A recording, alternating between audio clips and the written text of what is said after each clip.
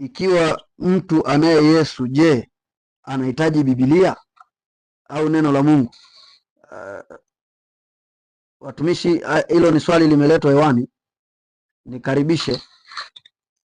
Unaweza kufunga maiki yako. Liston amenyoosha mkono. Unaweza kufunga maiki yako mtumishi Samori. Karibu Listo.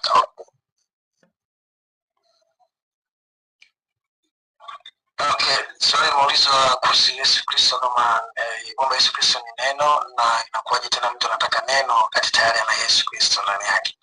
Swali zuri. Actually ni swali zuri kwamba sasa na Yesu tayari neno la nini. Okay.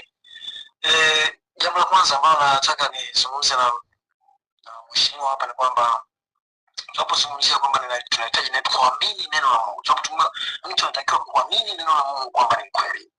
Nataka twende kwa uzuri kidogo kwamba Yesu mwenyewe ambaye tunamwamini kwamba ni Bwana na Mwokozi wetu, baada ya kuondoka alisema kwamba atakuja Roho Mtakatifu. Yaani kwamba atakuja Roho Mtakatifu ambaye Roho huyu Mtakatifu anamuita katika kitabu cha Yohana kwamba ni Roho wa kweli ambaye atathibitisha ulimwengu juu ya habari ya haki